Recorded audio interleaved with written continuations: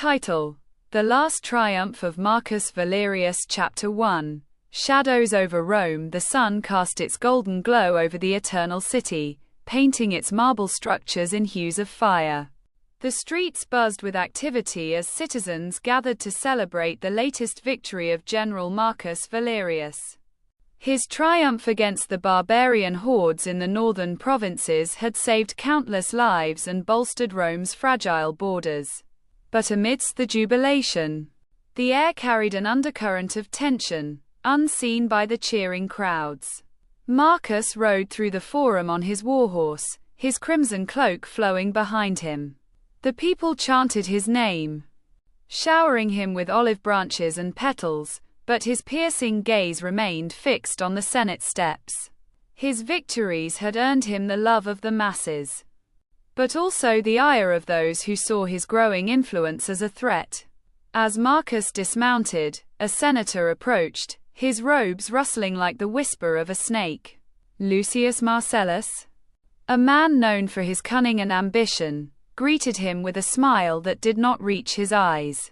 "General Valerius," Lucius said, his voice oozing false warmth, "Rome owes you a great debt. Without your courage, our borders would have crumbled." Marcus inclined his head slightly, his expression unreadable. "Rome's strength lies in its legions and its people, not in one man." Lucius's smile tightened. "Modesty suits you, General. But strength must be tempered with wisdom. The Senate wishes to discuss matters of great importance. Your presence is requested immediately." The crowd's cheers faded as Marcus followed Lucius into the Senate chamber. The grand hall, adorned with statues of Rome's legendary founders, was filled with the murmurs of powerful men. As Marcus entered, the room fell silent.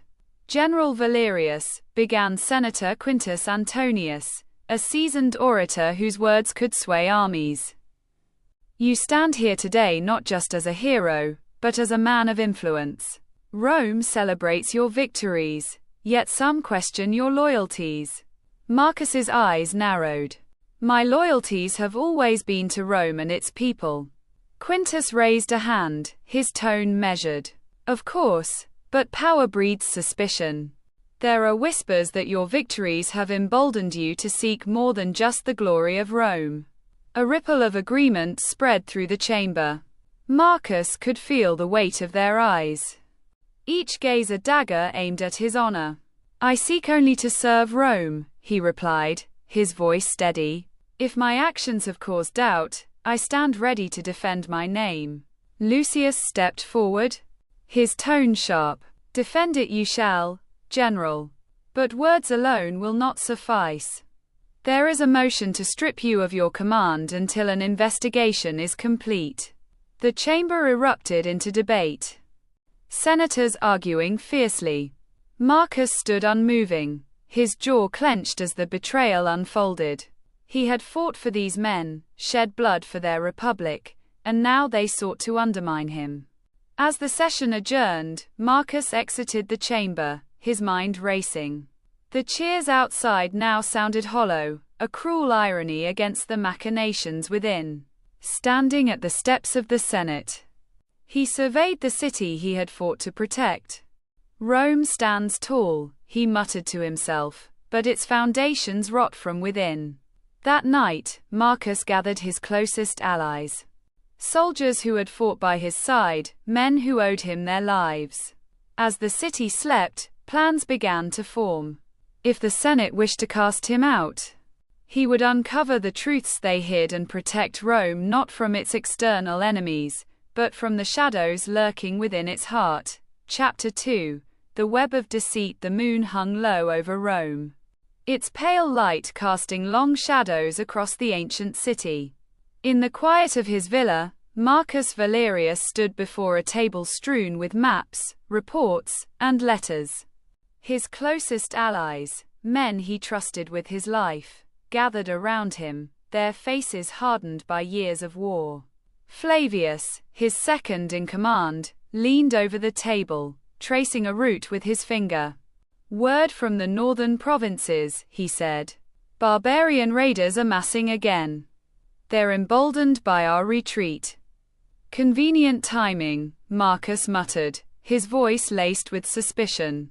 The Senate strips me of my command, and the borders falter. Who benefits from a weakened Rome? Flavius frowned. You think this is deliberate? Marcus nodded. I've faced many enemies, Flavius. Some wield swords, others wield lies. We must uncover who among the Senate conspires against the Republic. The room fell silent as the weight of his words sank in. These men had fought beside Marcus in countless battles, but this war, against Rome's own elite, was unlike anything they had faced. Lucan, a young but fiercely loyal scout, stepped forward. I overheard something in the forum today. Senator Lucius Marcellus met with a foreign envoy, discreetly, at dusk. It could be nothing, or it could be everything. Marcus's eyes sharpened. Where? Near the southern aqueducts, Lucan replied. I couldn't get close enough to hear, but the envoy bore markings of the eastern kingdoms. Marcus straightened, his jaw tightening. The eastern kingdoms have always sought to undermine Rome. If Lucius is dealing with them, we need proof. Flavius stepped forward, his hand on the hilt of his sword. I'll gather a few men. We can intercept the envoy tonight. No, Marcus said firmly. This must be done quietly. If we act openly, the Senate will use it against us. I'll go myself. Under the cover of darkness. Marcus and Lucan slipped through the city's winding streets, their movements silent and deliberate. The southern aqueducts loomed ahead, their massive stone arches stretching into the night sky. They waited in the shadows until faint voices drifted through the cool night air. Marcus signaled for silence as they crept closer. Beneath the aqueduct, two figures stood locked in conversation. The envoy's robes gleamed faintly in the moonlight, their intricate patterns unmistakable. Lucius Marcellus gestured animatedly, his voice low but intense. You'll have your payment, Lucius was saying. But the chaos must be controlled. If Rome falls completely, we all lose. The envoy's reply was curt, his accent thick. Our armies are ready. Once the northern provinces are destabilized, we will advance. Ensure the Senate remains divided. Marcus's blood boiled.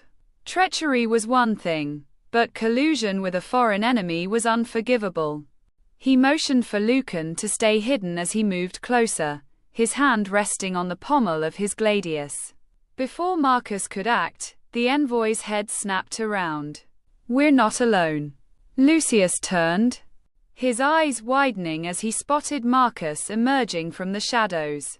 General Valerius, the rising storm. His the next morning, carefully measured. Marcus stood out for a midnight stroll, his face grim with the weight of what he had uncovered. Marcus growled. They gathered in the camp outside the city. Lucius smirked, their tired eyes, his composure unshaken. Of the war ahead. Betrayal is a matter of perspective. Marcus began. I act for Rome's his voice survival, carrying the heavy tone of a commander with your antiquated ideals. The Senate, failed to understand, led by Lucius Marcellus, has been conspiring with the eastern kingdoms. In a blur of motion, seek to divide he disarmed the man and held the blade from within his throat. But we will not let that happen, Marcus demanded. Flavius, who sent ever loyal, the envoy's defiance faltered under Marcus's glare. What are we going to do, sir? The eastern Marcus's gaze he admitted reluctantly. We fight. We were promised gold and safe passage if we aided in your downfall. The plan was simple, Lucius stepped but back, dangerous. His hand inching toward a concealed weapon. Take down the Senate's You'll traitors. Regret this, Marcus. He would have to act quickly. The Senate won't believe the element of surprise. Then I'll get his first target. Marcus was the Senate building, his voice a low growl. Secret meeting was and when I do, place that you'll pay for your treason. He assembled his most trusted men into the night, including Lucan, his cloak billowing for a stealthy assault. Marcus let him go through the city under the cover of night. The envoy, however, Marcus would not couldn't be help so but lucky. feel the weight of what he was about to do. Ordered Lucan. This wasn't just He'll about answer loyalty to the people or of survival Rome. anymore. As they disappeared It was about into protecting the shadows, Rome's Marcus's future. resolve hardened. By the time they the reached battle the ahead Senate, would not be fought with the moon swords was alone, high, but casting with an cunning, eerie strategy, glow over the ancient building, and the unwavering Marcus loyalty and his of men those who silently still scaled believed in the outer Republic, walls, bypassing guards with practiced ease.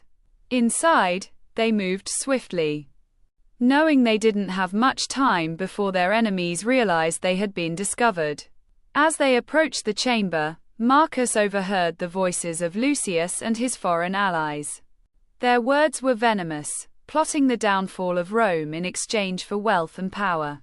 "We'll have control over the city by dawn," Lucius's voice echoed through the corridor. "The general's influence is already waning. Once he's out of the picture, the Senate will be ours to command." Marcus's blood boiled. But there was no turning back now. He signaled for his men to move forward. They burst into the chamber, weapons drawn. Lucius's face twisted with surprise and fury as Marcus strode forward, his eyes cold and unyielding. "You've failed, Lucius. Your treachery ends tonight."